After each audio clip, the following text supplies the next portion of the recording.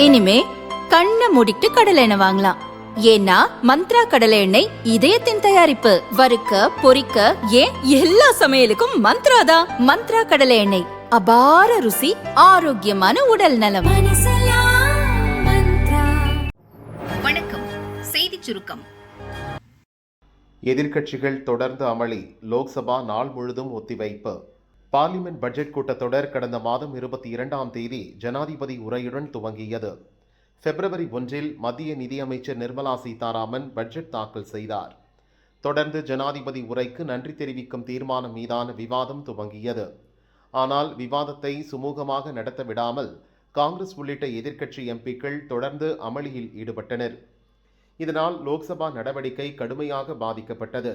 ஆக்கப்பூர்வமான விவாதங்கள் நடைபெற எம்பிக்கள் அமைதி காக்கும்படி சபாநாயகர் ஓம் பிர்லா பலமுறை வலியுறுத்தியும் எதிர்க்கட்சி எம்பிக்கள் அதை கேட்கவில்லை. இதனால் லோக்சபாவில் பிரதமர் உரை நிகழ்த்தாமலேயே ஜனாதிபதி உரைக்கு நன்றி தெரிவிக்கும் தீர்மானம் நிறைவேற்றப்பட்டது. இந்நிலையில் இன்று காலை 11 மணிக்கு லோக்சபா துவங்கியதும் காங்கிரஸ் உள்ளிட்ட எதிர்க்கட்சி எம்பிக்கள் அமளியில் ஈடுபட்டனர். எதிர்க்கட்சித் தலைவர் ராகுலை பேச அனுமதிக்க வேண்டும் என கோஷமிட்டனர். சபையை சுமூகமாக நடத்த முடியாததால் பகல் 12 மணி வரை லோக்சபா ஒத்திவைக்கப்பட்டது. மீண்டும் 12 மணிக்கு சபை கூடிய போதும் எம்பிக்கள் அமளியில் ஈடுபட்டதால் திங்கட்கிழமை வரை சபை நடவடிக்கை ஒத்திவைக்கப்படுவதாக அறிவிக்கப்பட்டது. விஜய்க்கு விதித்த 1.5 கோடி ரூபாய் அபராதம் செல்லும் ஹைகோர்ட். புலி படத்தில் கிடைத்த வருமானம் 15 கோடி ரூபாயை வருமான வரி கணக்கில் மறைத்ததாக நடிகரும் தாவேக தலைவருமான விஜய்க்கு 1.5 கோடி ரூபாயை வருமான வரித்துறை அபராதமாக விதித்தது. இதை எதிர்த்து சென்னை ஹைகோர்ட்டில் விஜய் வழக்கு தொடுத்தார். வருமான வரித்துறை விதித்த அபராதத்தை ரத்து செய்ய கோரினார். வழக்கை விசாரித்த நீதிபதி செந்தில் ராமமூர்த்தி இன்று பரபரப்பான தீர்ப்பை அளித்தார். வருமான வரி கணக்கிலிருந்து 15 கோடி ரூபாய் வருவாயை விஜய் மறைத்தது உறுதியாகி இருக்கிறது. வருமான வரித்துறை நடவடிக்கையில் எந்த விதிமீறலும் நடக்கவில்லை. எனவே அவர்கள் விதித்த 1.5 கோடி ரூபாய் அபராதம் செல்லும் என்று நீதிபதி தீர்ப்பு கூறினார். மேலும் விஜய் தொடுத்த வழக்கை அவர் தள்ளுபடி செய்தார். அரசியல் களத்தில் இறங்கியிருக்கும் விஜய்க்கு இந்த தீர்ப்பு பின்னடைவாக பார்க்கப்படுகிறது. விருப்ப மனு வாங்க போட்டி. தாவேக அலுவலகத்தில் பரபரப்பு. தமிழக சட்டசபை தேர்தல் நெருங்கிய நிலையில் அரசியல் களம் சூடு பிடித்துவிட்டது. கூட்டணியில் சேரும் கட்சிகளுக்கு ஆட்சியிலும் பங்கு உண்டு என்று அதிரடி ஆஃபருடன் கட்சி துவங்கிய விஜயின் தாவேகவில் இதுவரை எந்த கட்சியும் கூட்டணி சேரவில்லை. இனி கட்சிகள் வருமா அல்லது 234 தொகுதிகளிலும் தாவேக தனித்தே களமிறங்குமா என்ற எதிர்பார்ப்பு எழுந்துள்ளது.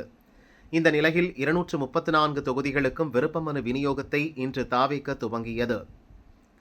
14ஆம் தேதி வரை கட்சியின் தலைமை அலுவலகமான பனையூரில் விருப்ப மனு வழங்கப்படும் என்று கட்சி அறிவித்துள்ளது. இதையொட்டி முதல் நாளான இன்றே நிர்வாகிகள் குவிந்தனர். விருப்ப மனுக்களை போட்டி போட்டு வாங்கி செல்கின்றனர். இதனால் பனையூர் தாவேக அலுவலகம் பரபரப்பாக காட்சியளிக்கிறது. சபரிமலை ரயில் பாதை கேரள அரசு பச்சை கொடி ரூபாய் 3800 கோடியில் திட்டம்.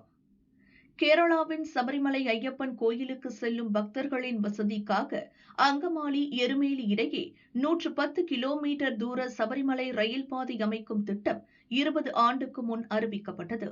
அங்கமாலியிலிருந்து பெரும்பாவூர், மூவாட்டுப்புழா, தொடுபுழா உள்ளிட்ட நகரங்களுக்கு இத்திட்டம் எளிதான இணைப்பை தரும்.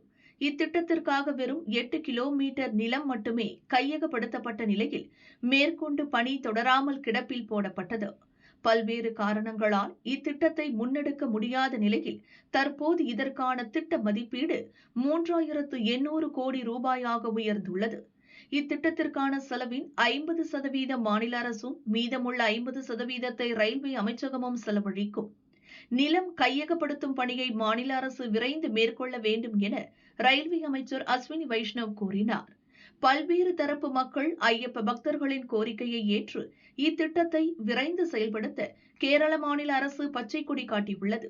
அத்துடன் இதற்காக 1905 கோடி ரூபாய் நிதி ஒதுக்கவும் நிலம் கையகப்படுத்தி தரவும் சம்மதம் தெரிவித்துள்ளது.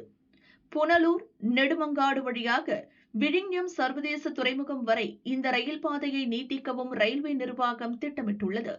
இதுகுறித்து ரயில்வே அதிகாரிகள் கூறியதாவது: சபரிமலை ரயில் பாதை திட்டத்தால் கேரளாவில் பல புதிய ரயில் நிலையங்கள் உருவாகும்.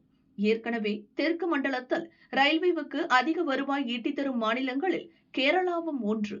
சபரிமலை ரயில் பாதை திட்டம் செயல்பாட்டிற்கு வந்தால் அது ஐயப்ப பக்தர்களுக்கும் சுற்றுலா பயணிகளுக்கும் மிகுந்த பயனுள்ளதாக அமையும். விழிஞம் வரை நீட்டிக்கப்பட்டால் சரக்கு போக்குவரத்துக்கு உதவும். இதன் மூலம் கேரளாவின் பொருளாதாரம் மிகப்பெரிய அளவில் வளர்ச்சியடையும் என அவர்கள் கூறினர். தங்கம் வெள்ளி விலை இன்று மேலும் சரிந்தது. சர்வதேச சந்தை நிலவரம் காரணமாக தங்கம் விலை ஏற்றமிறக்கமாக காணப்படுகிறது. தமிழகத்தில் ஆபரண தங்கம் விலை தொடர்ந்து உச்சம் தொட்டு வந்த நிலையில் நேற்று சற்று விலை குறைந்தது. இன்று காலை மீண்டும் தங்கம் விலை குறைந்திருப்பது ஆறுதலை ஏற்படுத்தியுள்ளது. கடந்த புதனன்று 1 கிராம் தங்கம் 14,900 ரூபாய்க்கும் 1 சவரன் 1,19,200 ரூபாய்க்கும் விற்றது. நேற்று சவரனுக்கு 4,640 ரூபாயும் கிராமுக்கு 580 ரூபாயும் குறைந்தது. இன்று காலை சவரனுக்கு மேலும் 1,600 ரூபாய் சரிந்தது. இப்போது 1 சவரன் 1,12,960 ரூபாய்க்கு விற்பனையாகிறது. அதேபோல் கிராமுக்கு 200 ரூபாய் குறைந்து 1 கிராம் தங்கம் 14,120 ரூபாய்க்கு விற்பனை செய்யப்படுகிறது. கடந்த 2 நாட்களில் மட்டும் தங்கம் சவரனுக்கு 6,240 ரூபாய் சரிந்தது நகை பிரியர்களுக்கு சற்று ஆறுதல் அளித்துள்ளது. தங்கத்தை போலவே வெள்ளி விலையும் இன்று சரிந்தது. கிராமுக்கு 20 ரூபாய் குறைந்து 1 கிராம் வெள்ளி 280 ரூபாய்க்கு விற்பனையாகிறது. திமுக கொடிக்கம்பம் ஊன்றிய 2 அப்பாவி இளைஞர்கள் மரணம். தஞ்சாவூர் அருகே பிள்ளையார்பட்டி டு திருவையாறு பைபாஸ் பகுதியில் இருக்கும் திருமண மண்டபத்தில் திமுக பொதுக்குழு உறுப்பினர் துரை ஜெயக்குமார் இல்ல திருமண விழாவுக்கான ஏற்பாடுகள் தடபுடலாக நடந்தது. துணை முதல்வர் உதயநிதி வருகை தருவதால் வழிநெடுக கொடிகள் தோரணம் அமைக்கும் பணி நடந்தது. திருமண மண்டபம் அருகே 30 அடி உயர குழாயில் திமுக கொடியை பறக்க விடுவதற்கான வேலை நடந்தது. சேலத்தைச் சேர்ந்த 23 வயது கார்த்திக், 21 வயது கோகுல் உள்ளிட்ட தொழிலாளர்கள் வேலை செய்து கொண்டிருந்தனர். 30 அடி நீள கம்பியை நடும்போது எதிர்பாராத விதமாக பக்கத்தில் இருந்த மின் வயரில் கம்பி உரசியது. கம்பி வழியாக கார்த்திக், கோகுல் உடலில் மின்சாரம் பாய்ந்தது. 2 பேரும் தூக்கி வீசப்பட்டனர். பாதுகாப்புக்கு நின்றிருந்த போலீசார் 2 பேரையும் மீட்டு தஞ்சை அரசு மருத்துவக் கல்லூரி மருத்துவமனைக்கு அனுப்பி வைத்தனர். ஆனால் செல்லும் வழியிலேயே 2 பேரும் பரிதாபமாக இறந்தனர். இந்த சோக சம்பவம் அதிர்ச்சியை ஏற்படுத்தியுள்ளது.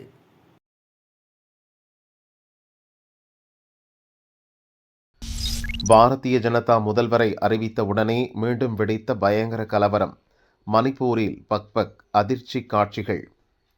மணிப்பூரில் 2023ஆம் ஆண்டு மே மாதம் குக்கி பழங்குடியினர் நடத்திய ஊர்வலத்தில் தாக்குதல் நடந்தது. அதன் பிறகு குக்கி, மெய்ட்டி இன மக்களிடையே மிகப்பெரிய கலவரம் வெடித்தது. இரு தரப்பினரும் கடுமையாக மோதிக்கொண்டனர். கலவரத்தில் 260க்கும் மேற்பட்டவர்கள் கொல்லப்பட்டனர்.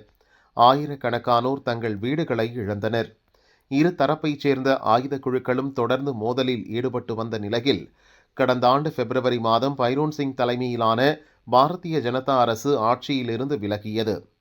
அங்கு சட்டசபை முடக்கி வைக்கப்பட்டது. உடனடியாக ஜனாதிபதி ஆட்சி அமலுக்கு வந்தது. முதலில் 6 மாதங்களுக்கு ஜனாதிபதி ஆட்சி அறிவிக்கப்பட்ட நிலையில் பின்னர் மேலும் 6 மாதங்களுக்கு அது நீட்டிக்கப்பட்டது. கலவரம், வன்முறை ஓய்ந்த நிலையில் மீண்டும் அரசு அமைக்கும் முயற்சியில் பாரதிய ஜனதா ஈடுபட்டது.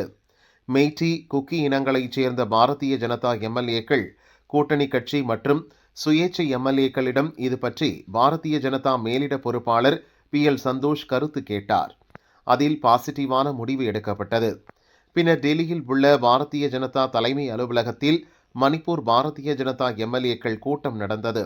முதல்வர் பொறுப்பை ஏற்கும் வகையில் சட்டசபை தலைவராக ஒய் கெம்சந்த் சிங் தேர்வு செய்யப்பட்டார்.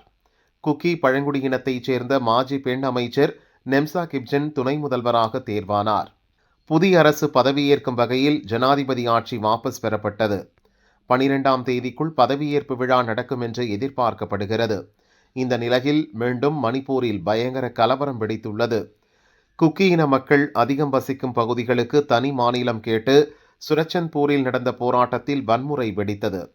பாதுகாப்பு படை வீரர்களுடன் கலவரக்காரர்கள் பயங்கரமாக மோதினர். அரசு சொத்துக்களை தீ வைத்து அட்டூழியம் செய்தனர். தொடர்ந்து பதற்றம் நிலவி வருகிறது.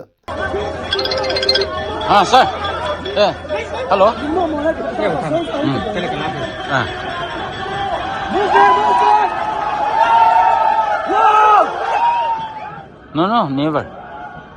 Still going on.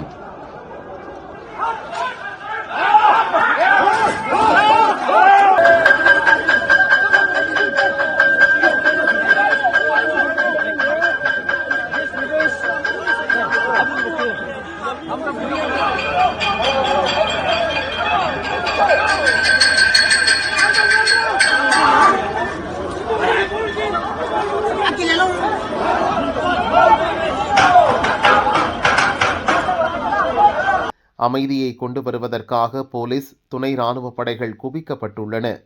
வீரர்கள் கலவரத்தை கட்டுப்படுத்தும் முயற்சியில் ஈடுபட்டுள்ளனர். மகாராஷ்டிராவில் என்கவுண்டர், 3 நக்சல்கள் கதை முடிப்பு. சத்தீஸ்கர், ஜார்க்கண்ட், மகாராஷ்டிரா, ஆந்திர வனப்பகுதியில் பதுங்கியிருக்கும் நக்சல்களை ஒடுக்கும் பணி தீவிரமடைந்துள்ளது. மத்திய மாநில போலீஸ் படைப்பிரிவினர் இணைந்து நக்சல்களுக்கு எதிரான வேட்டையை தீவிரப்படுத்தியுள்ளனர். ஆயுதங்களை கைவிட்டு சரணடையும் நக்சல்களின் வாழ்வாதாரத்திற்கு அரசு பல்வேறு நடவடிக்கை மேற்கொண்டுள்ளது. அந்த வகையில் பலர் சரணடைந்து வருகின்றனர். இந்நிலையில் ஆயுதங்களை கைவிட மறுக்கும் நக்சல்கள் மீது கடும் நடவடிக்கை மேற்கொள்ளப்படுகிறது. மகாராஷ்டிர மாநிலம் கச்ரோலி வனப்பகுதியில் நக்சல்கள் பதுங்கியிருப்பதாக கிடைத்த தகவலை அடுத்து அங்கு சிஆர்பிஎஃப் மற்றும் மாநில அதிரடி படையினர் தேடுதல் வேட்டையில் ஈடுபட்டனர். அப்போது பாதுகாப்பு படை வீரர்களை நோக்கி நக்சல் அமைப்பினர் துப்பாக்கியால் சுட்டனர். போலீசார் பதில் தாக்குதல் நடத்தியதில் நக்சல் அமைப்பைச் சேர்ந்த 3 பேர் சுட்டுக் கொல்லப்பட்டனர். அவர்களின் உடல்கள் மீட்கப்பட்டு அவர்கள் பயன்படுத்திய ஆயுதங்கள் பறிமுதல் செய்யப்பட்டன. இந்த நடவடிக்கையின் போது போலீசார் 2 காயமடைந்தனர். தொடர்ந்து அங்கு பதற்றமான சூழல் நிலவுவதால் போலீஸ் படை குவிக்கப்பட்டுள்ளது.